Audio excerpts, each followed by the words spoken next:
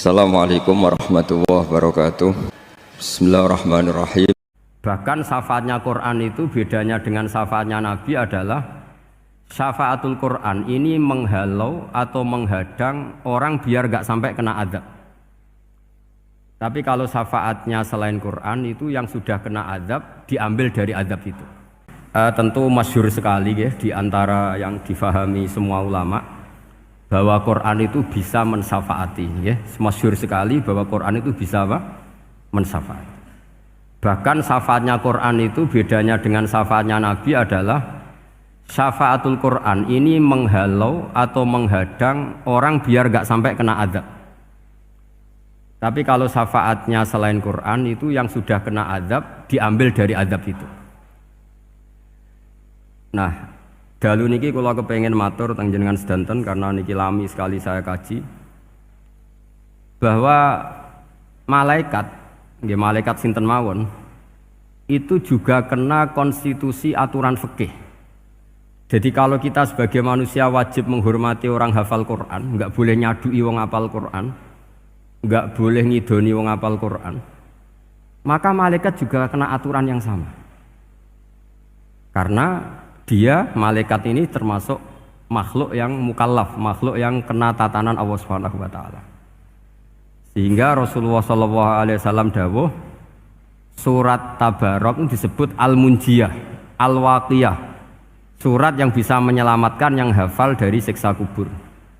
Pokoknya singkat cerita, ada orang itu fasik, mungkin ya layak disiksa. Pas sampai disiksa malaikat, surat Tabarok muncul menjelma sebagai seseorang. Kalau kamu menyiksa orang ini berarti nyiksa saya. Terus kata malaikat, anti min kalamillah, ya rujuknya memang perempuan karena surah itu dari muannas karena ada taknya. Anti min kalamillah, kamu ini termasuk kalamullah. Wa ana akrahu musa'ataki, tentu aku enggak berani menyiksa kamu. Ya terus berdebat kata malaikat, ini orang enggak benar, ini orang fasik, saya harus mukuli dia. Kata surat Tabarok, sak fasik-fasike aku iku ning atine. Kena nyiksa dekne nyiksa aku. Wahnya debat karena enggak ada mahkamah konstitusi. Terus walhasil malaikat bilang gini, ya sudah kita lapor kepada Allah Subhanahu wa taala. Lapor, akhirnya surat Tabarok ini cerita ke Allah, ya Allah, ini orang setiap kali datang ke saya dari sekian surat-surat yang ada di Quran, orang ini milih saya. Yang dipelajari ya saya, yang dihafalkan juga saya. Ini kata surat Tabarok kepada Allah. Jika orang ini hafal saya tidak ngefek ke dia untuk tidak disiksa, maka mendingan saya tidak termasuk kitabika, saya tidak termasuk Quran saja. Wong jadi Quran ora iso nyafaati. Terus kata Allah, lho kowe kok emosi kata Allah. Ya harus emosi dong Gusti. Masa wis dadi Quran kok gak iso nyafaati sing apal. Terus kata Allah, wis pek aman. Makanya terus banyak orang ngapalkan surat Tabarok. Ya ini sekaligus ijazah nih. Untuk meradam kemarahan malaikat niku apal surat Tabarok. Syukur-syukur apal 114 surat. Oh niku malaikat sinten mawon pun kena. Cukup apal Tabarok. Sehingga adatnya orang-orang Jawa selain apal Yasin itu apal Tabarok. Nah saya itu lama sekali mempelajari bab ini. Ternyata di antara pokoknya itu satu, karena malaikat itu kena aturan fikih. Nggih imut nggih, malaikat itu juga kena aturan fikih. Jika orang hafal Quran itu haram disadui, kita haram menghinakan, maka malaikat juga kena aturan tidak boleh menghinakan orang yang hafal Quran. Dan alhamdulillah di banyak syurahul hadis hafal Quran itu maknanya tidak harus hafal semuanya. Orang boleh hanya hafal Tabarok, boleh hanya hafal Waqiah. Itu kalau kamu hafal betul, surat ini juga bisa berdiri sendiri mensyafaati Anda. Kayak ini surat Tabarok, beliau matur kepada Allah Subhanahu wa taala. Redaksinya gini, inna fulanan amida ilayya min baini kitabika fata'allamani wa ta'alani. Jadi dari sekian surat yang ada di Quran, orang ini selalu milih saya ya Allah. Jadi gampangannya surat Tabarok, wong saya diprioritaskan orang ini kok saya dingin-dingin saja ketika mau jenengan siksa, ini enggak fair. Apa gunanya saya sebagai kalamullah, sebagai kalamuka ya Allah, kemudian enggak ngefek kepada orang ini. Akhirnya walhasil sama Allah surat Tabarok diberi hak syafaat. Makanya akhirnya semua ulama ijma yang bisa mensyafaati itu adalah satu Quran, dua Rasulullah Shallallahu Alaihi Wasallam, ketiga orang-orang soleh dan seterusnya. Tapi yang penting dari ngaji ini adalah bahwa malaikat itu kena konstitusi.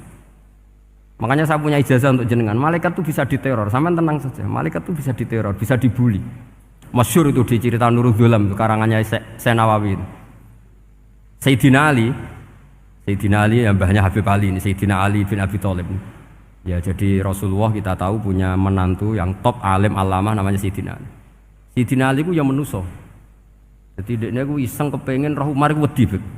Mergo mangkel. Wong kok ning donya anggere wong tau disentak iku kepengin roh Umar disentak. Wong sak urip-uripe nyentak wong. Walhasil Sayyidina Ali ketika Umar wafat, beliau berdoa, ya Allah saya beri kasef supaya ngerti Umar sing mletene ngono anggere wong disentaki wani gak nyentak mungkar nakir. Mau itu tok tujuannya. Nah, karena Sayyidina Ali itu orang yang luar biasa, walhasil dituruti mbek pangeran kasef. Wasep melihat mungkar nakir datang itu matanya kalkidril ghali kayak apa panci yang menganga. Oh seru. Umar baru bangun dari kubur. Sayyidina Ali sebenarnya ingin melihat kalahnya Umar sebetulnya, niatnya itu ingin melihat kalahnya Umar. Ternyata Umar tersinggung, langsung berdiri.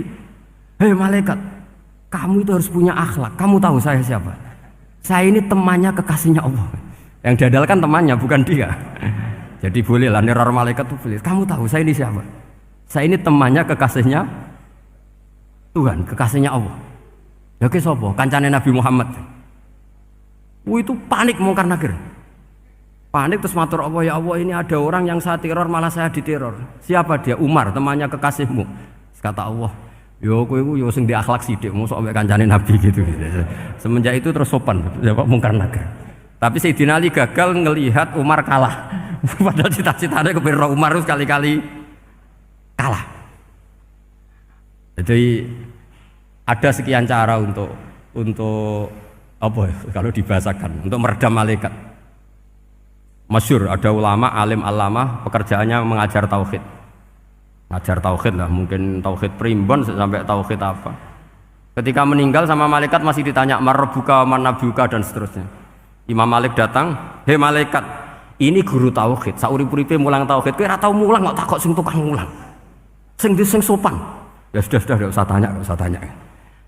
Jadi cerita seperti ini mungkin orang lain boleh nggak percaya, tapi itu mudawwan, dibukukan di beberapa kitab, dan saya percaya itu karena secara umum kaidahnya adalah ala inna auliya Allahi la khaufun alaihim wa lahum yahzan. Tetap lahumul busyra fil hayatid dunya fil akhirah. Artinya kalau wali itu ngalami ketakutan ketemu mungkar nakir, berarti dia tidak punya busyra fil akhirah. Padahal para wali ini dijamin punya busyra, mendapatkan gembira di dunia, juga mendapatkan gembira di akhirat. Artinya kalau para wali ngalami ditanya mungkar nakir terus takut, apa mana mbok bayangno kepuyah-puyah, wah itu lahumul busyra. Jadi ini, makanya zaman nanti kalau ditanya mungkar nakir, marbuka, saya guru tauhid. Ngajar di Qudsiyah kelas 6. Nah, harus jelas. Saya kalau ditanya juga gitu, saya guru Minhajul Abidin, ngajar di Habib Ali, Minhajul Thalibin, harus jelas. Kalau Pak Najib lebih gampang, ketua menoro. Lebih gampang lagi. Enggak apa-apa. Kalau karena malaikat itu ternyata mukallaf. Mukallaf itu kena aturan hukum. Enggak boleh dia selonang-selonong. Kena aturan hukum. Makanya fa innallaha ta'ala la yu'adzibu qalban wa al-Qur'an. Allah tidak akan menyiksa hati yang ada di Quran.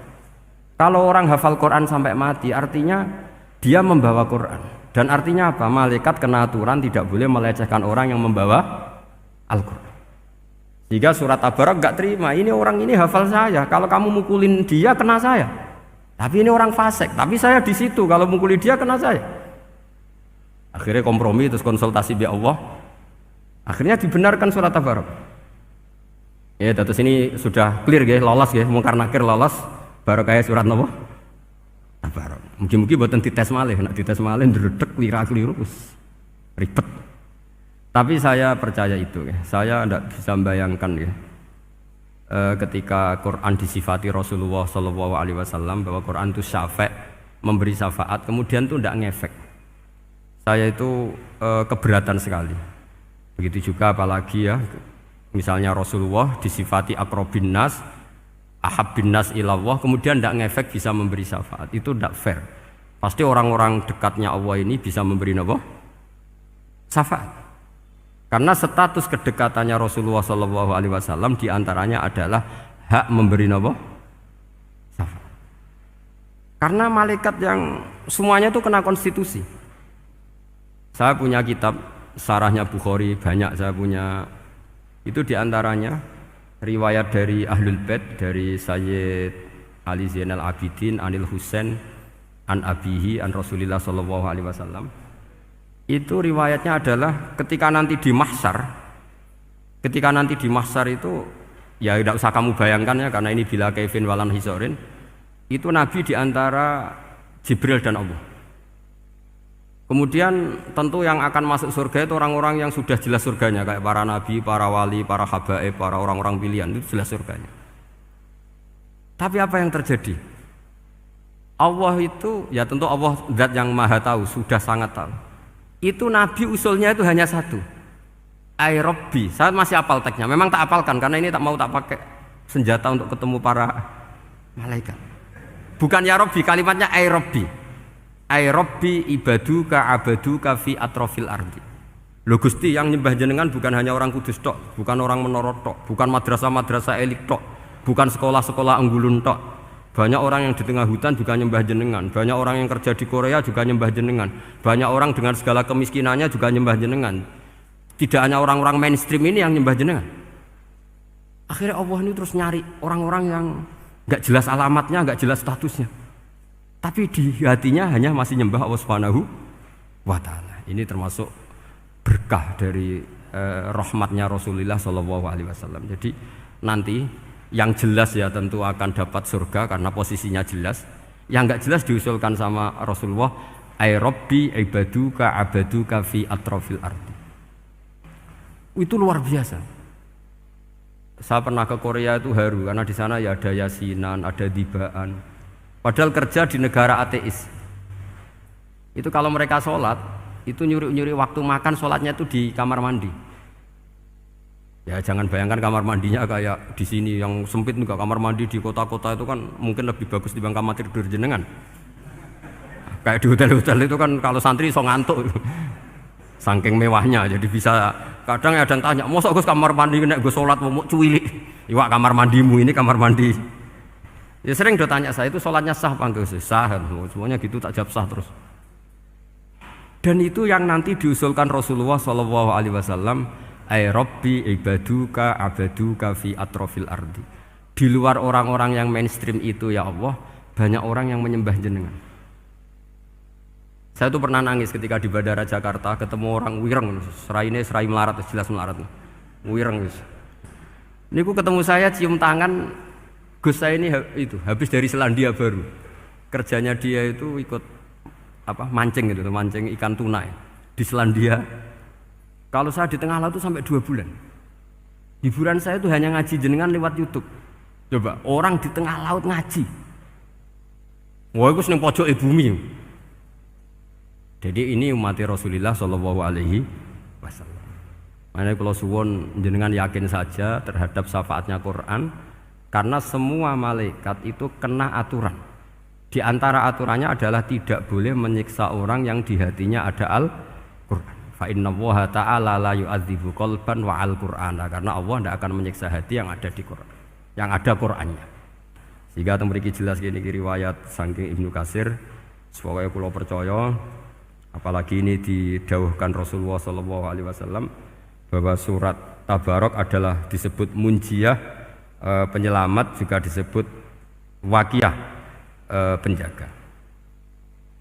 Lalu biasanya orang-orang yang nggak percaya syafaat itu pertanyaannya adalah, kan manusia itu wa alaisa lil insani ila masa'a, manusia itu hanya bisa membawa bekal apa yang pernah dilakukan.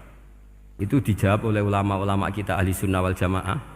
Entah perlu ditambahi anahdia apa enggak tahu saya. Saya ini kata orang banyak termasuk pengurus PBNU, tapi saya itu tetap enggak pati srek. Kalau ahli sunnah saja, enggak usah ditambahi anahdia. Karena nanti malah enggak global ini, ahli sunnah kok lokal ini jadi ribet. Ya, tapi kalau kita di Indonesia ya ditambah Ahmadiyah tidak apa-apa. Karena mau tidak mau memang apa ya? Dalam hal ikramus sahabah mungkin kita dengan Wahabi itu sama-sama ikramus sahabah. Tapi dalam hal percaya wasilah kita ini ada miripnya dengan Syiah karena Syiah percaya wasilah, NU percaya wasilah. Tapi dalam bab ikramu kulli sahabah beda kita dengan Syiah. Fa innas Syiin itu ada sahabat yang dihormati, ada yang enggak. Akhirnya terus kita karena itu terus bikin ahli sunnah Ahmadiyah karena Wahabi itu ya ahli sunnah tapi enggak percaya apa? Wasilah. Ya katanya gitu, kata para pakar-pakar. Saya sendiri hanya nirukan, saya enggak punya kepentingan untuk menganalisis itu enggak. Karena pertanyaan di kuburan itu ya gampang, nanti marobuka, manabiuka itu gampang lah. Tapi ada KNU juga, ada nanti Gus pertanyaannya, wama jamiyatuka. Waduh ribet itu, lama-lama wama hizbuka, partai kamu apa? Ribet kan kalau semua orang kreasi nambahin, malah ribet kan. Tapi lewat ngaji ini saya pastikan bahwa apa surat Tabarok itu luar biasa. Terus saya teruskan. Wa qad rawat Tabrani wal Hafidz Ad-Diya al-Muqaddasi min tariqi Salam bin Sadrusih qala Rasulullah sallallahu alaihi wasallam suratun fil Qur'ani khosomat an sahibiha hatta adkhalathul jannah. Jadi ada surat di Quran yang mati-matian membela yang hafal sampai surat itu memasukkan orang itu ke surga, yaitu tabarakalladzi biyadihil mulk. Ini yang An Ibnu Abbas yang qala daraba ba'du ashabin Nabi sallallahu alaihi wasallam khiba'u ala qabrin wa wala yahsibu annahu qabrun. Fa idzan qabru insanin yaqra'u suratal mulki hatta khatamaha. Fa atan Nabiyya sallallahu alaihi wasallam faqala hiyal mani'ah hiyal munjiyah tunjihi min adzabil qabri. Jadi ada sahabatnya Nabi karena kemalaman dia bikin tenda di kuburan. Dia agak ngira kalau itu kuburan. Ternyata di situ ada orang Sohibul Qabri ini baca surat Tabarok. Baca surat Tabarok. Kemudian peristiwa itu dilaporkan ke Rasulullah. Jawabnya Nabi apa? Memang surat Tabarok itu al-mani'ah yang bisa menghalau atau menolak azab. Terus hiyal munjiyah, memang surat Tabarok itu menyelamatkan tunjihi min adzabil qabri, akan menyelamatkan orang itu dari siksa kubur. Ikut ke sekolah. Wa qala Tabrani haddatsana Muhammad bin Hasan. Terus qala Rasulullah sallallahu alaihi wasallam lawadittu annaha fi qalbi kulli insani min ummati. Karena keramatnya surat Tabarok seperti itu kata Nabi lawadittu pakai lam taukid. Yakti seneng ingsun annaha di surah yaitu Tabarok fi qalbi kulli insani min ummati. Karena keramatnya surat Tabarok seperti itu saya suka kalau semua umat saya itu hafal itu. Nah, alhamdulillah barokahnya didikan para kiai, para guru, hampir semua kita ini hafal surat Tabarok.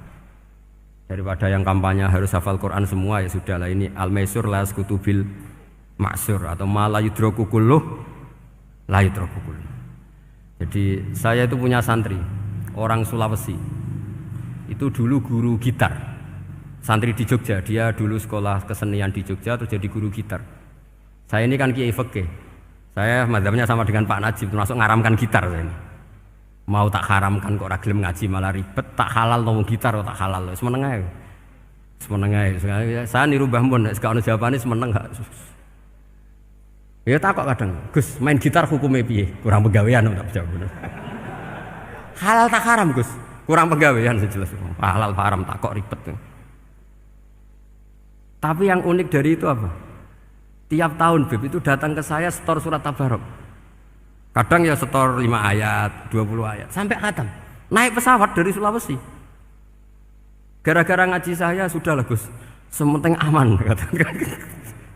Jadi aku ning donya wis main gitar saenakku, nak gak apal Tabarok bahaya gitu. Dia ngapalkan, apal betul. Sekarang kemarin setornya khatam. Ya hanya untuk ngelawan malaikat saja itu, untuk ngelawan malaikat itu. Saya kok tertarik gitu. Lah yang repot saya, Beb, saya kiainya ngajarkan itu tapi lupa ngajarkan haramnya yang gitu-gitu. Wah ya ribet ya, sudahlah nanti biar diurusi Allah Subhanahu wa taala. Sudah itu sudah. Karena jadi kiai itu repot. Saya pernah Beb tanggal 1 Syawal itu punya teman zaman di Sarang. Wonge wis wireng kriting soe wis wireng kriting. Jarang ke saya tanggal 1 Syawal kecuali pas itu. Ternyata datang tuh karena teman saya, semakan senior saya, mau teko mau ngijazahi saya. Gus, kowe nak dadi kiai sing hati-hati. Aja geman dalil sing ora iso nglakoni. Ono apa? Dia itu datang ke saya berarti tanggal 2 ya, tanggal 2 sore. Dia itu pas Idul Fitri itu pidato. Man shoma Ramadan wa atba'ahu sitan min Syawal fa ka'annama shoma dahrakullah. Itu orang lugu-lugu poso. Bareng tanggal loro-loro pas wandekne rokokan. Wong lugu-lugu, wah rugi mbah aku poso jebule jenengan ra kena dinut. Jadi semuanya yang poso 6 hari itu ngikuti kiai itu. Ternyata pas disowani pas rokokan, rugi mbah aku anut jenengan. Tak nut-nut poso jebule jenengan gak poso. Aku yo meneng ngene, lha opo kowe dalil ngono barang ngono lha opo ora iso nglakoni. Makanya ini hati-hati para kiai, nek dalil sing ora iso nglakoni ora usah. Nak khutbah id ora usah cerita poso 6 hari, kok malah diciri orang. Ya cerita wae wong nak berposo dosane di sepuro insyaallah, pokoke yang gampang-gampang saja. Nak dolan ning gone wong awan-awan dosa ganggu. Nak ra dolan sombong gak gelem silaturahim. Wae ngomong yang umum-umum saja. Jangan dalil poso 6 apa? Hari itu sekali ada yang nganut ternyata kamu ndak bisa, wah itu repot. Ya jadi saya berharap sekali keyakinan guru-guru kita bahwa Al-Quran mensyafaati itu kita terima. Kita terima an ilmin wa an bayinatin wa an hujatin. Kita bukan sekedar terima karena itu dawe guru enggak, tapi satu bayinah. Yaitu logikanya adalah malaikat itu mukallaf. Mukallaf itu kena aturan hukum. Jika manusia kena aturan hukum harus menghormati orang hafal Quran, maka malaikat juga kena aturan yang sama. Yaitu harus menghormati yang hafal Quran. Jadi boleh kamu nanti ketemu malaikat mungkar nakir, sertifikat Iqra khatam, qiraati khatam. Syahadah saya hafid terbaik. Ya supaya dia enggak sembarangan nyiksa kita. Wah aku yakin mesti gak wani, yakin. Jajal sebenarnya. Tapi sampean matur, ojo tes tapi. Karena sekali dites bulet tuh. Ya jadi ini jelas ya, dawuh Nabi ketika cerita keramatnya surat Tabarok, dawuh Nabi lawaditu annaha fi qalbi kulli insani min ummati. Wa qad rawa hadzal hadits Abdu bin Humaid fi musnadihi bi absato min hadza. Faqala ada yang cerita lebih detail di riwayat itu fa innaha al munjiyah wal mujadilah tujadilu autokhasimu yaumal qiyamah inda rabbiha liqairiha. Nah ini lebih gampang lagi. Surat Tabarok itu mati-matian bela yang baca. Semoga riwayat ini yang benar, bukan li hafidhiha tapi li qari'iha. Sama milih riwayat yang hafal apa yang baca? Baca apa hafal? Baca apa hafal? Korupsi kabeh. Jadi ada riwayat itu tujadilu autu khasimu yaumal qiyamah inda rabbiha li qari'iha. Bagi yang baca, tidak harus hafal. Watat lubulahu ayun jiahu min adzabin nar wa yunjiya biha utawayan sahibaha min adzabil qabri. Jadi surat ini akan mati-matian bela yang membaca. Tadi kan riwayatnya hafal, jadi saya terjemah hafal terus. Akhir-akhir kok ada diskon cukup baca ya, ini tak ganti karena ini demi jenengan tak cari riwayat paling gampang. Sebetulnya ini enggak etis, kayak ilmu pesanan. Ya, tapi ya sudah, memang ada riwayat apa? Liqariha. Akhirnya Nabi ya lagi-lagi menutup dawe lawaditu annaha fi qalbi kulli insani min ummati. Saya suka lawaditu itu pakai lam li taukid itu. Lawaditu annaha fi qalbi kulli insani min ummati. Tapi saya suka sekali kalau itu ada di hati semua umatku. Artinya gini, dari sekian riwayat sebetulnya itu kuat riwayat yang hafal. Karena Nabi selalu menutup dengan ngendikan saya suka kalau itu ada di hati, selalu ada di hati. Itu artinya hafal apa baca? Lu menengah sampai pucat kandani kok angel teman. Hafal apa baca? Lawaditu annaha fi qalbi kulli insani min ummati. Itu hafal apa baca? Hafal. Ya berarti hafal. Ini yang hafal Tabarok berapa? Semua ya? Hafal semua? Aman berarti, no? Jadi kalau Kulo niku gak ada kitab banyak tentang usul fikih.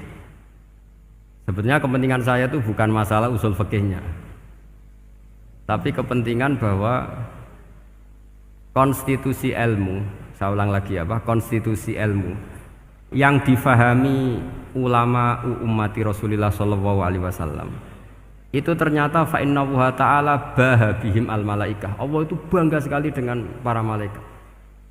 Makanya kamu harus ngaji usul fikih, ngaji apa saja. Karena malaikat itu tidak bisa mikir kayak jenengan, yang bisa mikir itu jenengan. Sehingga ketika presentasi cara bahasa sekarang, termasuk keramatnya Imam Amudi, itu ada cerita ini ada di Nailul Ma'mul kalangannya Syekh Mahfud At-Turmusi. Imam Amudi itu ulama top, tapi dia ngajarnya itu matematika. Jadi ulama nggak ngajar tauhid, nggak ngajar tarikh, nggak ngajar pesolatan, tapi ngajar matematika. Akhirnya, tapi di hatinya ini, makanya ulama itu punya bisirri asrorihim al-fatihah itu ya di sini. Di hatinya itu menurut dia, ilmu paling efektif untuk menjelaskan logika tauhid itu ya matematika. Singkat cerita, ketika ketemu para malaikat, ngendikannya Allah, ya Amudi, kenapa kamu sering belajar matematika? Li tauhidika ya Rabbi, supaya saya mentauhidkan engkau. Ajari para malaikat. Jadi malaikat dipanggil semua sama Allah. Hei waya malaikat, hei para malaikatku, dengarkan kajian Imam Amudi. Dengarin semua. Dia nerangkan di bor hanya sedikit. Nisbatus naini wa arba'atin wa khamsin sampai terus ilal wahid, semuanya nisbatul far'i ilal asli. Wes aku gawe angka cek 1 juta sak miliar, tetep awale iku siji. Mbok donya jumlahe cek alam galaksi, cek planet wis santek. Tetep asal usule siji. Kabeh iku pengembangan nisbatul far'i ilal asli. Liyane zat sing wahid iku kabeh far'un, cabang mintil kal wahdah. Malaikat manduk-manduk kabeh ya, kabeh iku kok Allah. Jadi angka sebanyak apapun itu ya nisbatul far'i ilal asli. Jadi 2 ya enggak asli, yang asli 1. 5 ya sama, 1 miliar ya sama, 1 triliun semua. Berapapun jumlahnya bilangan, semuanya adalah far'un minal wahid. Terus kata Allah, oh iki lho ulama aku pinter tenan nerangno tauhid. Nah, malaikat kan monoton. Pokoknya wiridan sudah gitu dok. Akhirnya, padahal malaikat ini pernah nggak terima ketika ulama itu masuk surga duluan, karena kan wiridan ini lama malaikat. Tapi ternyata apa? Kata Allah, kowe wiridan terus wajar gak di nafsu. Manusa tak kei nafsu jek eling aku. Akal terbaiknya dipakai untuk saya, kata Allah, yaitu untuk litauhidi, untuk mentauhidkan saya. Itu Imam siapa? Amudi. Jadi dia. Terus saya punya kitab, pernah ngaji sama Mbah Mun, namanya kitab Al-Husunul Hamidiyah. Itu ada ulama, itu ahli gambar. Gambar. Kitabnya itu bergambar. Kadang gambar wet, kadang gambar wedhus, pokoknya kitabnya itu gambar. Tapi wong keramat. Dulu kitab gambar tapi hawane hawa tauhid. Nah, sampean kan enggak ngarang kitab primbon. Donga mahabbah. Lah ndekne dhewe Joko Tuwa kok ngijazahi mahabbah. Lucu kan. Ana Kiai Fakir jal ijazah jalbur rezeki yo ngijazahi udah ndekne dhewe. Fakir. Lha sing repot meneh. Wong ndekne dhewe ra cerdas ngijazahi ilmu laduni. Seribet Mas. Wong ndekne dhewe ra cerdas ngijazahi ilmu napa? Ternyata di akhir kitab itu dijelaskan gini. Fa inna hadhihi suwara, semua gambar ini awaluha min nuqtah wahidah. Awalnya adalah dari 1 titik. Jadi famadarul wujud adalah an-nuqtah, 1 titik. Nuqtatul wujud yaitu Allah Subhanahu wa taala. Mbok kowe gambar seruwet apapun. Wis aku gambar benang paling ruwet sing ra iso diurai. Awalnya 1 titik apa 2 titik? 1 titik. Makanya masyhur dalam dawuh para ulama, Quran dikumpulkan di surat Fatihah. Surat Fatihah dikumpulkan di bismillah. Bismillah dikumpulkan di titiknya ba. Nah titik ba ini disebut bi kana makana wa bi yakunu mayakun. Karena lewat titik bi ini karena saya yang ada menjadi ada, dan karena saya yang mau ada akan menjadi ada. Makanya semuanya itu kembali ke 1 titik, nuqtatul wujud. Kayak apa ulama dulu? Jadi mau bismillah itu gak main-main kan. Bismillah itu eling bae. Bae ini nuqtatil wujud, bahwa kita benar-benar bertauhid. Mbok kayak apa buletnya gambar, mbok kayak apa ruwetnya, tetap dimulai dari satu titik. Mbok kayak apa jumlah angka-angka itu, dimulai angka satu. Nah, sampean saya harapkan nanti kalau ketemu Allah itu Allah bangga dengan sampean kon mulang tauhid ning malaikat, orang ning TPQ kon mulang malaikat. Itu cita-cita terbesar saya, kepengen mulang malaikat. Mulang sampean wis bosen yakin wis aku pengen wah keren mulang. Ya, maksudnya aja malaikat kok Jibril, Mikail itu malaikat elit. Sing awam-awam ya sing mboten. Kalau malaikat ini papan atas niku pun alim banget. Saya kenapa ngomong demikian? Saya ini punya tafsir namanya tafsir Al-Qurtubi. Itu Imam Qurtubi termasuk tak anggap mufassir hebat. Beliau ketika ngendikan wa idz qala rabbuka lil malaikati, terus walhasil malaikat itu terus protes ataj'alu fiha may yufsidu fiha wa yasfikud dima. Itu kan ada pertanyaan di tafsir itu. Bagaimana mungkin malaikat itu protes kepada Allah, padahal malaikat itu terkenal loyal sama Allah, nggak pernah intervensi, nggak pernah gugat. Kenapa ini kok ada cerita malaikat kok gugat atas alu? Jari Imam Qurtubi, hum awamul malaikah, itu awamnya malaikat, bukan yang kayak Jibril, Mikail. Itu malaikat-malaikat yang nggak ada namanya, awam. Jadi jangan bayangkan yang protes itu kayak malaikat Jibril. Jadi harus dibedakan. Nah, saya ya tentu kalau ngajar malaikat ya milih yang ini, yang nggak jelas namanya ini sudah. Kalau Jibril ya nggak mungkin diulang, sing nggawa wahyu.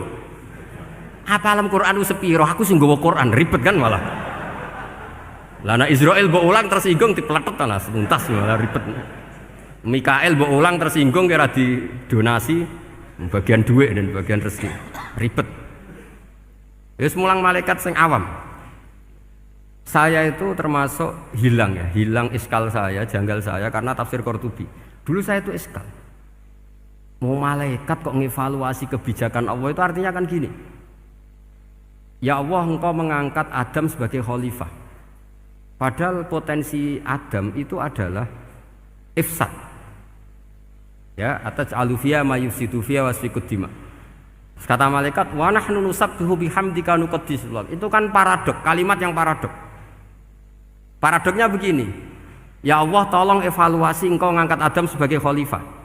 Potensi Adam adalah merusak bumi. Wa nahnu nusabbihu bihamdik, kita ini selalu mensucikan engkau. Loh, itu kan paradok. Kalau mereka mensucikan Allah, artinya mensucikan juga min ihtimalil khata'. Mensucikan bahwa Allah itu tidak mungkin salah. Lah ini bilang mensucikan kok. Saya mensucikan engkau Gusti, tapi kok dalam hal ini kok kayak jenengan itu salah gitu.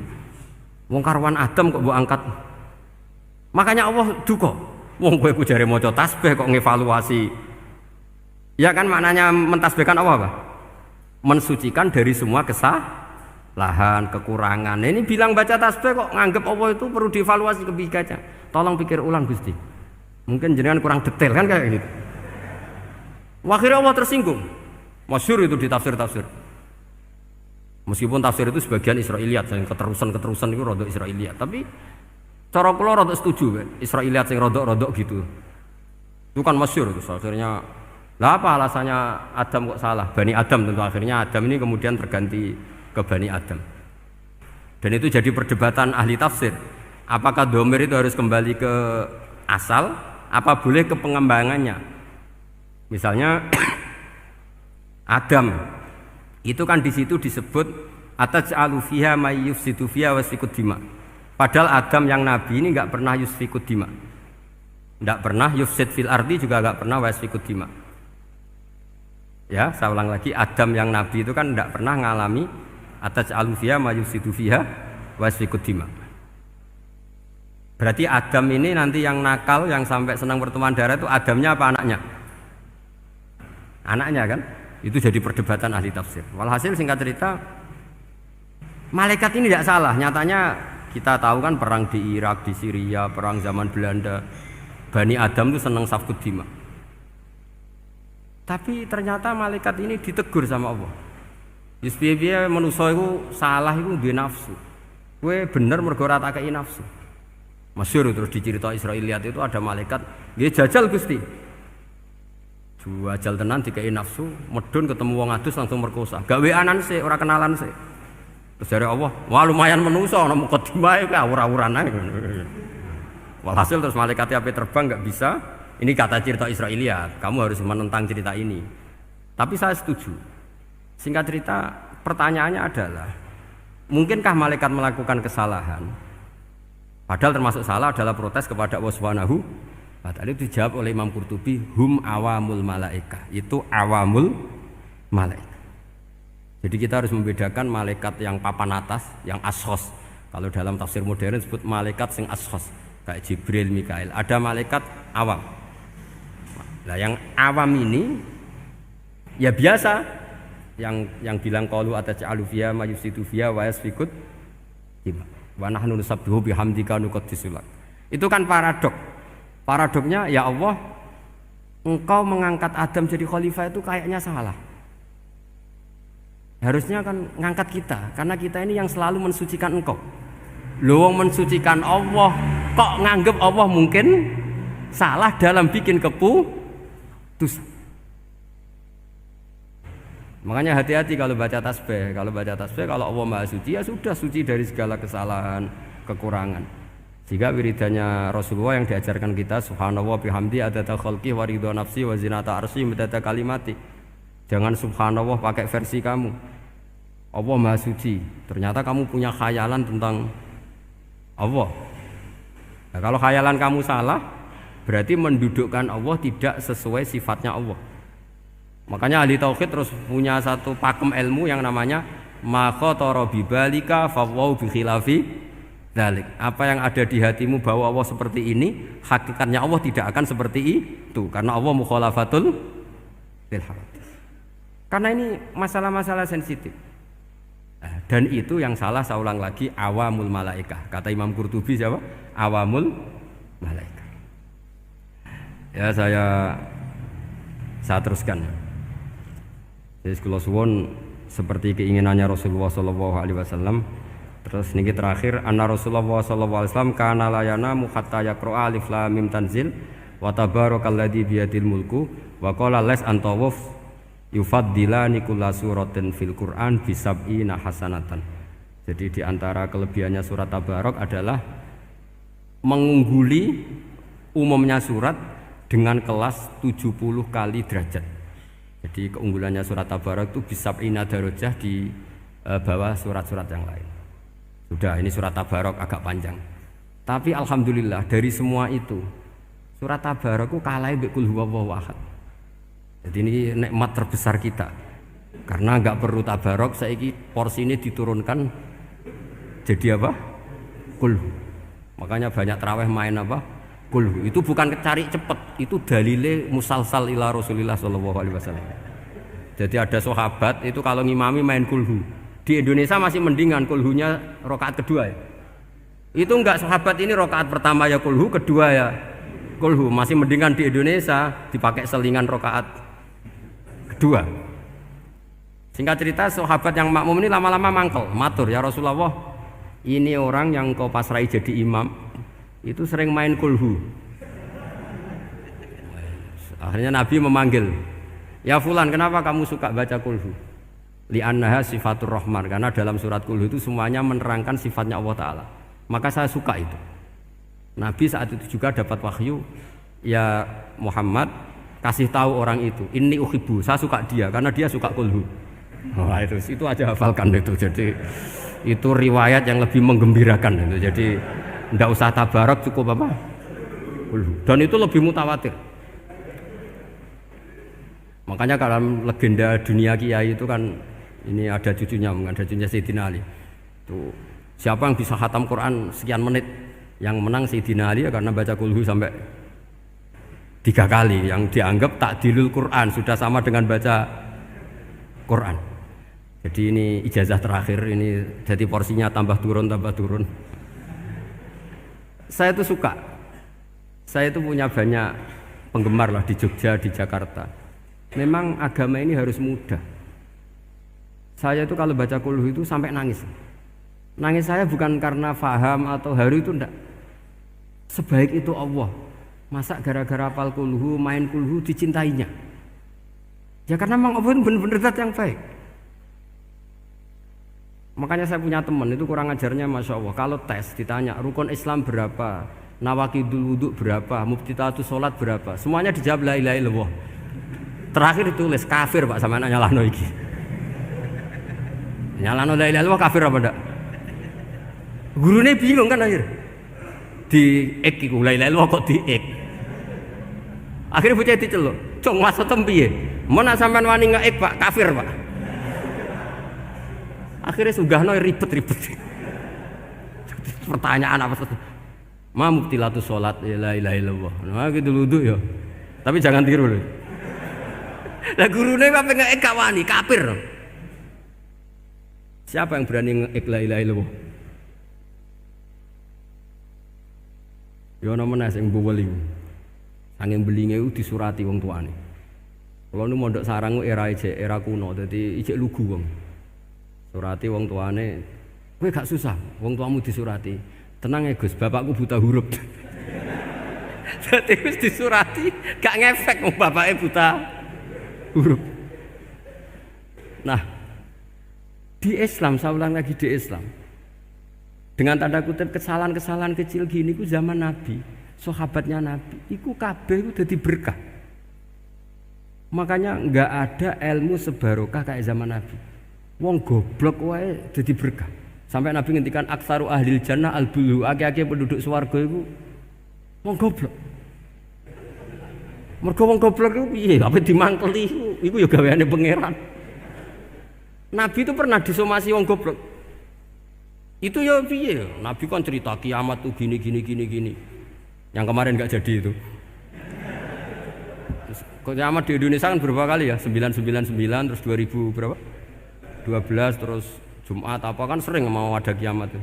Saya sering ditanya tamu, Gus, ngenteni kiamat teng putih. Enteni ning kene barang aku aneh-aneh. Wong karuan layak alamuha illahu bokas-bakas. Nak misalnya tenan piye Gus? Ya tenan sing enek kowe sik, anak aku gak. Wah, sesuk tajak ngenteni kiamat ora sida kiamat. Aneh-aneh.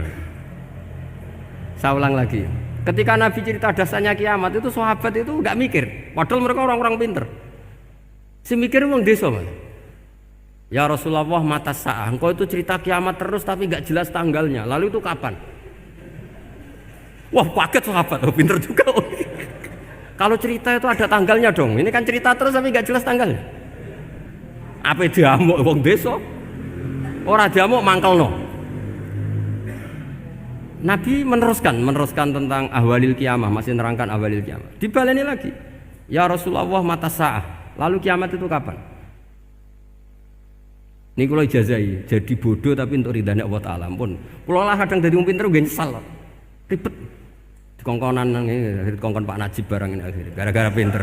Padahal kok ya wong bodoh lah mlebu swarga, ribet kan? Direwangi dadi wong alim, sebelum kok wong bodone ya melok mlebu swarga. Wong gelombang kedua itu pengumumannya siapa pencinta Nabi, pencinta wong alim masuk swarga. Yang pertama seleksinya agak ketat, yang kedua itu ya muhibin mun cukup mun. Jadi sebenarnya swarga ya ketemu wong ra jelas-jelas nih. Wah repot ya.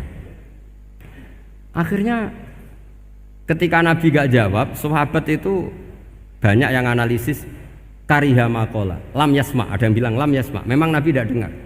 Ada yang analisis sami'a wa kariha maqala, sebenarnya Nabi itu dengar tapi gak suka karena pas khutbah di-cut, diinterupsi. Karena diulang-ulang lagi akhirnya akhirnya Arabi tadi mengulang-ulang lagi, akhirnya Nabi jawab. Karena Nabi itu orang yang sangat pintar, jawabnya ma'atatalaha, kamu kok berani tanya kiamat kapan, persiapan kamu apa? Fawawahi ma'atatulaha kabira sholatin wala siyamin wala kata wa kata walakin ni uhibbuka. Cek menang ya, cek pede. Apa Nabi tanya persiapan saya? Oh, kalau sholat saya biasa kok bangga.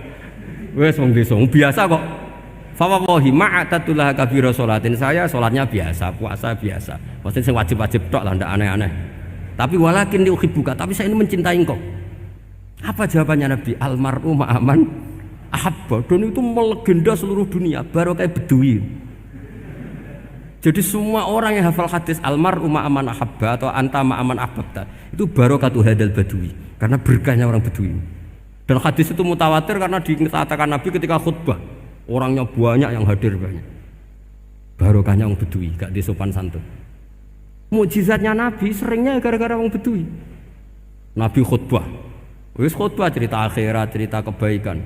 Ya Rasulullah, kok khutbah mohon bakas akhirat kebaikan. Sekarang itu tidak ada hujan, halakatil amwal. Sekarang harta hilang semua. Hewan-hewan sudah mau mati semua karena apa? Kekeringan. Mohon jenengan rasa bakas niku, pun jaluk udan mawon.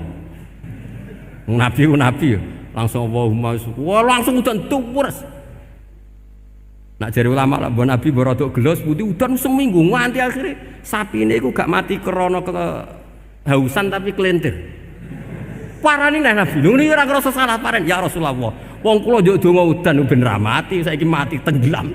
Mun lereni itu santai weh. Ya saya minta doa hujan supaya hewan-hewan itu bisa minum dan seger. Dan ini malah do kelentir. Akhirnya Nabi itu nuruti meneh. Allahumma hawalena wala alina Allahumma alal akam wa dzirab terus. Itu wong desa. Betapa barokahnya wong desa iki orang tahu. Betapa Rasulullah itu sekali ngendikan alam itu harus tunduk. Jadi min mu'jizati Rasulullah sallallahu alaihi wasallam itu sekali ngendikan alam itu harus ngikuti. Jadi Nabi misalnya ngendikan hujan, itu panitia hujan, malaikat hujan harus nuruti. Nabi ngendikan berhenti juga harus berhenti. Makanya enak jadi Nabi itu, tapi kamu nggak mungkin sudah tutup, sudah tidak mungkin. Makanya Nabi itu pernah minta dalam satu maidah, ya fulan saya ambilkan dirok. Dirok itu kaki kambing yang depan, diambilkan. Ambilkan lagi, diambilkan. Ambilkan lagi ya Rasulullah, bukankah kambing hanya punya dirok dua, kaki depan dua. Andaikan kamu bilang iya, maka akan selalu ada dirok selagi aku minta-minta. Karena alam ini akan mengikuti. Jadi Nabi misalnya mau dahar gitu ya, kok Nabi ngendikan ya Jabir ini jangan kamu entas, yang entas harus saya. Ini cukup untuk makan orang banyak. Nabi sekali ngendikan cukup. Nasi ini punya konstitusi harus cukup. Karena Nabi ngendikan cukup. Itu hebatnya Nabi. Beliau punya spesial. Alam ini harus nurut sama beliau. Makanya disebut wadhabu wal ghazala yasyadani laka birrisalah. Semuanya itu harus tunduk. Nah, akhirnya syafaat-syafaatnya Nabi itu gara-gara wong desa-desa. Saya itu pengagum wong bodoh ya, termasuk hadisul Arabi tadi. Ada orang desa tanya, ya Rasulullah nanti kalau saya mati itu yang ngisap siapa ya? Allah ya. Wah bagus lah, terus langsung mulai. Barang mulai, abe guyu. Nabi iya karpe, dipanggil lagi. Ya Arabi kenapa kamu tertawa-tawa terus pulang? Ya bagus lah kalau yang ngisap Allah. Selama ini hubungan sama Allah saya baik-baik saja. Tapi Nabi muji, fakuh hadal Arabi, itu pinter gue conggun. Terus pernah lagi ada orang Bedui tanya, hal yadhakur rabbu ya Rasulullah, apakah Tuhan itu pernah senyum, pernah tertawa? Naam, kata Nabi, ya pernah. Lan na'dima min rabbin yadhaku khairan. Kalau Tuhan pernah senyum, pernah tertawa, wah orang kalau pernah tertawa itu pasti baik. Ya bagus lah, enggak apa-apa. Jadi makanya ini unik ya, Islam itu agama yang unik. Agama yang berkah, yang alimnya ya ketulungan, yang bodoh juga ketulungan. Karena memang agama ini untuk semua, lil alamin, untuk semua. Maka kata Imam Ghazali, Allah mengutus Nabi itu diutus ke raja-raja, diutus ke pedagang, diutus ke aromil, diutus ke fuqara, diutus ke birokrat, diutus ke apa saja. Ila jami'i sunufin nas, ila jami'i asnafin nas.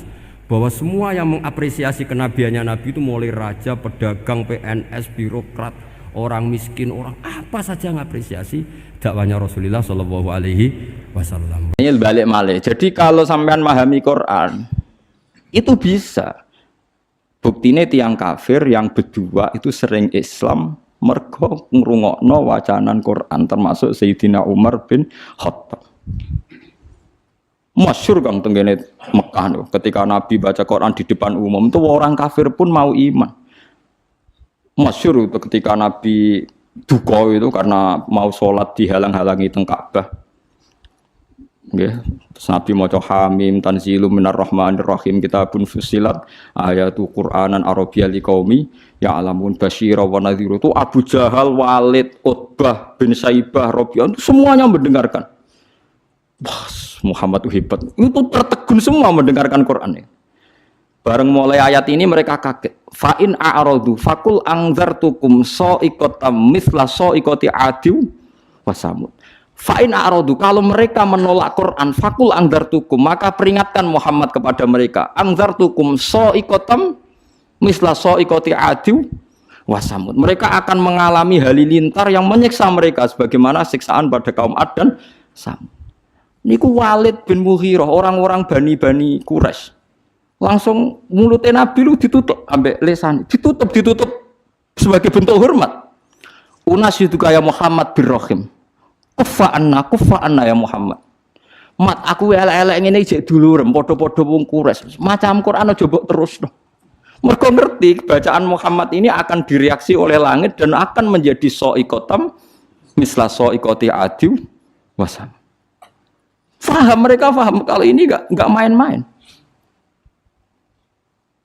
Dari ini nunjukno nak Quran itu bisa difahami. Karena enggak mungkin Allah ngendikan ning gone wong Mekah kemudian dengan semua lafaz yang tidak bisa difahami. Paham sih kalau maksudnya. Nah, karena kita sekarang problem kita kan kita ndak orang Arab, enggak tahu ngaji. Orang ngaji ya mau ngaji torekoh, ngaji wiridan. Kan ya ora detail alim. Sing alim kadang ora ahli Quran, mau ahli fikih kan ruwet. Kita ini ngalami sekian problem. Bariku terus diutang di masalah macam-macam terus. Was tambah bulat meneh kan, tambah bulat terus. Bariku proposal gak cair, bingung meneh macam-macam lah. Dia jago bupati kalah, macam-macam mas rembulat. Nah, kula alhamdulillah tidak ngalami itu semua, jadi rapati bulat kula. Jadi cara kula niki mun tengah-tengah. Kita ya yakin awal surat itu gak bisa dimaknai. Tapi ada kemungkinan makna kira-kira kata Ibnu Abbas seperti itu. Kayak orang mengajari huruf hijaiyah terus bilang ini huruf kamu harus menguasai A sampai Z. Misalnya kalau Indonesia bilang kan kamu kalau ingin tahu bisa baca koran atau buku harus menguasai huruf A sampai Z. Lah kira-kira orang Arab ya bilang kamu harus menguasai alif sampai ba, alif sampai mim. Karena alif, lam, mim, nun, wawu. Lam, mim itu khasnya wong Arab. Lam, mim kan sudah huruf akhir. Napa lam, mim, nun, wawu, hamzah ya. Nah, makanya kata-kata tafsir Tobari beberapa lafaz yang disebut agak awal akhir. Misalnya Yasin pakai huruf akhir ya. Terus alif huruf napa? Awal. Terus misalnya ain punya kelebihan huruf halak itu ada beberapa khas-khas yang bisa diduga kira-kira seperti itu. Ya kira-kira seperti itu. Meskipun tidak ada al-ma'nal murad, makna yang dikehendaki. Yang dikehendaki ya majmu'nya tadi. Kalau kamu ingin baca Quran atau baca buku, maka kamu harus menguasai A sampai Z. Maksudnya A sampai Z bukan ABC sampai Z. Ya kira-kira seperti itu. Ya, maksudnya maknanya adalah ya rangkaian yang bisa disusun menjadi kalimat atau kata-kata. Paham sih kalau maksudnya? Nah, jadi cuma tafsir Jalalain karena dia tafsir ringkas, dia tidak mau resiko. Kira-kira penggemar sampean ini kiai, jadi pokoknya Allahu a'lamu bi muradihi bidzalik. Ngono ae kok repot pokoknya mulai ngarep nganti guri. Tapi sebenarnya Imam Suyuti itu hanya ketika ngarang Jalalain bilang begitu. Di kitab-kitab yang lain yang besar tidak seperti ini. Nah, karena jenengan tidak punya kitab itu, ya milih yang punya saja. Bismillah iki wae kok repot apa? Kok repot ya milih sing apa alam napa? Fi muradihi bidzalik.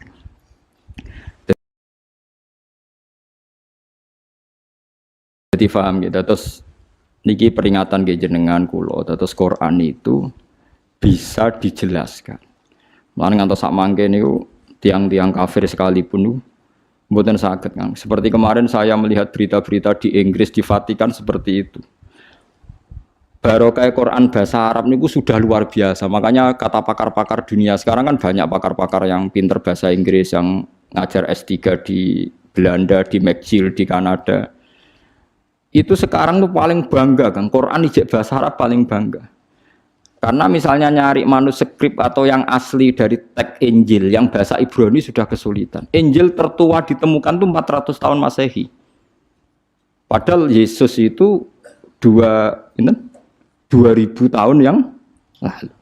Sementara Quran sekarang sudah 1437, masih bahasa Arab.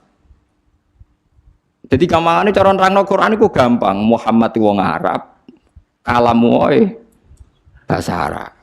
Lah misalnya kan terangno, Yesus iku wong Ibrani, Injile bahasa Indonesia. Basa Jawa. Kok ning Papua ya basa. Wong kon golekno sing bahasa Ibrani ndi, pokoke ono. Lah yo ning ndi pokoke ono. Lah lucune dicari di Ibrani saja di Israel sana. Yo wis ra ono sing ning negara bahasa Ibrani wae. Lah yo barokah je asli wae, sekedar asli bahasa Arab wae wis ketok asline, paham sih maksud? Paham ya? Apalagi sejarah dokumentasi itu mulai turun sampai sekarang dimusafkan sehingga ada bukti otentik nopo di musafkan. Mohon kalau saya nerangno wa yuqimuna sholat. Sholat ya sama. Sholat itu apa ya? Sholat itu ya baca Fatihah bahasa Arab Kang Joko koyo wingi sing wong iki Malang tadi sing basa Jawa. Malang apa Jombang? Malang. Ya? Kalau paling tak kenang sholat bahasa Arab tak eling niku seorang wartawan ngeliput kerusuhan Gaza Palestina nih. Dia itu bisanya bahasa Inggris, dijak bahasa Arab ora iso. Sing ngomong wong Arab jurnalis Arab. Nah, kalau dia ngomong minta Inggris karena dia tidak bisa bahasa Arab. Walhasil ya sudah seperti itu. Suatu saat sholat maghrib, si wartawan tadi ngimami maghrib, ngimami fasih deh. Bismillahirrahmanirrahim. Ada saldo ini tradisi ini. NU maca kabiron rodok banter. Kabira walhamdulillahi katsira wa subhanallah bukrata wa asila. Terkipe bener. Makmume langsung kaget. Wong iki jare muni ra iso bahasa Arab kok terkipe bener. Terkipe gramatikal Arabe kok bener. Misalnya mubtada ya rafa, engko nak hal ya nasab. Wis pokoke bener kabeh. Misalnya at-tahiyatu kan rafa mergo mubtada, al-mubarakatu rafa mergo sifat. Atau ibatu ya rafa mergo. Pokoke bener kabeh. Bariku diambung, kowe cek sopane ngaku ra iso bahasa Arab padahal kowe salat nganggo bahasa Arab kabeh. Terkipe ora ono sing salah, Kang. Umpamane caci cilik anane apalan. Lah iya barokah salat iku bahasa Arab. Wong sak donya iku kembar salate, Kang. Ora kok wong Jawa. Artine lha iya umpama salat iku gak kembar repot, Kang.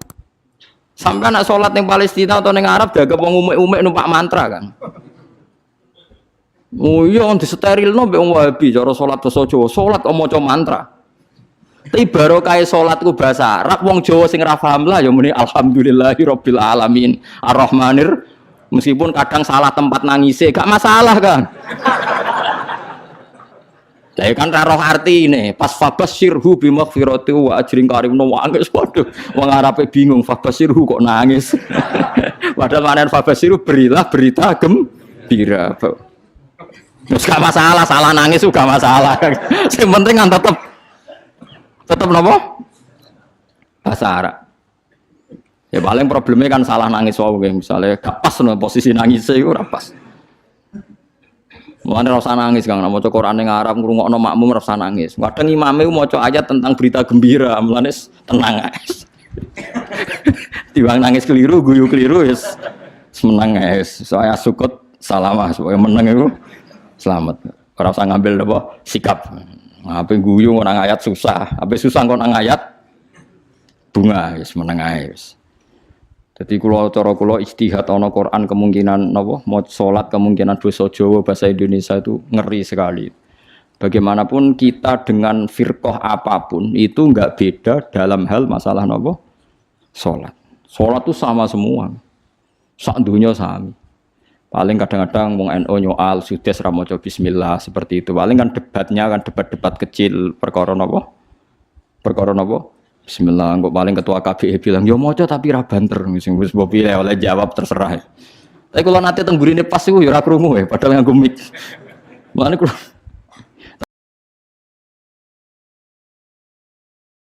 tapi sudah nanti diundang teng Surabaya maca bismillah. Ya sudah yang terkenal teng Masjid Akbar Surabaya maca bismillah.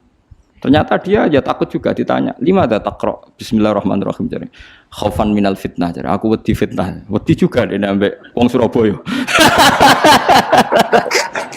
Sudah sih semua jodoh, kamu wes kaget, siap-siap tamu bismillah, jebule mau jodoh, bismillah. Jadi do kaget do, kok mau jodoh bismillah, ya bagus lah, belum nopo mau jodoh. Kalau kita sebagai orang alim yang baca kitab banyak, memang seperti itu. Semua riwayat tuh ada yang baca bismillah, ada yang enggak. Jadi kita itu sebetulnya enggak pernah mengatakan tuh madzhab Wahabi yang baca bismillah, madzhab NU itu enggak. Kita sebagai orang alim itu di atas periode itu, kita tahu riwayatnya itu. Misalnya kita sebagai orang alim ya tahu kalau kunut itu madzhabnya Imam Syafi'i, tidak kunut madzhabnya Abu Hanifah. Tapi kita sekarang tuh susah. Kunut NU, ora kunut Muhammadiyah. Yo repot kita sebagai wong alim ora roh kang ngono iku. Berarti Abu Hanifah Muhammadiyah. Ya. Imam Syafi'i NU. Ora ono kang ngono iki ora ono. Kok aco sakniki waco. Cik kula niku mboten nate roh ngoten mboten nate. Niki NU mboten roh. Kula kan ya wong alim kan mau belajar kitab-kitab riyen. Misalnya ada tabi'in, anaknya baca bismillah terus dimarahi sama bapaknya. Jong shallaitu khalfa Abi Bakrin wa shallaitu khalfa Umar. Falam asma ahadam minhum yajharuna bi bismillahirrahmanirrahim. Saya ini pernah sholat makmum sama Abu Bakar, Umar, Utsman, Ali. Dan saya tidak pernah mendengar, memang di riwayatnya itu falam asma, saya tidak pernah mendengar satu dari mereka sing yajharuna bi bismillahirrahmanirrahim. Tapi dalilnya Imam Syafi'i tidak seperti itu. Ketika Nabi cerita, saya ini diajari Jibril surat Fatah. Faqara'a bismillahirrahmanirrahim inna fatahna laka fatham mubina. Nah, soal riwayat yang tadi falam asma itu dugaannya Imam Syafi'i, saya tidak mendengar. Tidak mendengar itu kan tidak ada jaminan imam tidak baca. Mungkin dia di belakang atau pendengarannya kurang baik. Kan tidak jelas, bahasanya falam asma, saya tidak mendengar. Sehingga biar tidak resiko, kata Imam Syafi'i, ya baca saja bismillah, orang modal wae, orang bayarnya kok gegere ra karuan dari Imam Syafi'i, ya sudah. Baca bismillahirrahmanirrahim. Tapi Arab Saudi yo napi Kang, saya pernah diskusi sama ulama-ulama Arab Saudi. Khusus Fatihah, kalau sama nggak percaya nanti setelah ngaji saya lihat. Quran terbitan Arab Saudi, mushaf, mushaf terbitan Arab Saudi. Khusus Fatihah itu bismillah itu ditulis ayat 1. Alhamdulillah ayat 2. Artinya kalau bismillah ditulis ayat 1, alhamdulillah ayat 2, berarti bismillah itu bagian yang enggak terpisahkan dari Fatihah. Khusus Fatihah loh Kang. Kalau selain Fatihah enggak, bismillah itu enggak dikasih apa? Nomor. Kalau enggak khusus Fatihah itu bismillah dikasih 1, alhamdulillah 2. Lha hebatnya pemerintahan Arab Saudi. Masya ngono lah ini tunduk mbek riwayat. Piye-piye bismillah iku istilah pangeran iku walaqad atainaka sab'am minal masani. Bismillah ning gone Fatihah iku kudu 7. Nah, 7 gelem ra gelem kan bismillahirrahmanirrahim 1. Alhamdulillahirabbil alamin arrahmanirrahim maliki yaumiddin iyyaka na'budu wa iyyaka nasta'in ihdinas siratal mustaqim siratal ladzina an'amta 'alaihim ghairil maghdubi 'alaihim waladdallin. Mereka ada yang ngurangi bismillah bingung golek nanti sing 7. Nah, makanya saya berharap yang ngaji saya di sini biasa mawon menyangkut bismillah. Lah nak surem macane Quran sing murattal teng sidi-sidi lucu. Dadi ra gelem maca bismillah tapi kok angger beda surat ana sing maca napa? Bismillah. Lah suarane tapi beda. Sudah sing ngoten dadi ana sing urun napa? Bismillah. Dadi dekne dhewe mau maca tapi wong liya kon maca. Maksudnya piye ora roh. Tapi ya itu tadi baiknya ijma seperti itu. Quran Arab Saudi sekalipun itu setiap awal surat ya diterterakan apa? Bismillah. Meskipun gaya mereka kalau baca tidak dibaca, tapi di mushafnya tetap ditulis Bismillah. Itu pentingnya wong alim kan. Jadi sampean tahu sebetulnya enggak se ekstrim itu yang dibayangkan orang-orang. Ono khilaf sitok maca Bismillah sitok ora, ku amatir kan. Mboten seperti itu. Tak jamin antar ulama itu tidak ada masalah. Sing terkait napa? Bismillah. Karena riwayatnya itu falam asma ahadam minhum. Saya itu ya saya tidak mendengar. Assalamualaikum warahmatullahi wabarakatuh. Syukur alhamdulillah kita dapat berjumpa lagi di channel ini. Salawat serta salam semoga tetap tercurahkan pada junjungan kita baginda Nabi Muhammad sallallahu alaihi wasallam. Allahumma shalli ala sayyidina Muhammad wa ala ali sayyidina Muhammad. Sahabat beriman yang dirahmati Allah Subhanahu wa taala, telah kita simak bersama kajian Gus Baha Kiai Haji Ahmad Bauddin Nur Salim. Semoga apa yang disampaikan oleh beliau dapat bermanfaat dan berkah untuk kita semua. Amin, amin ya rabbal alamin. Wassalamualaikum warahmatullahi wabarakatuh.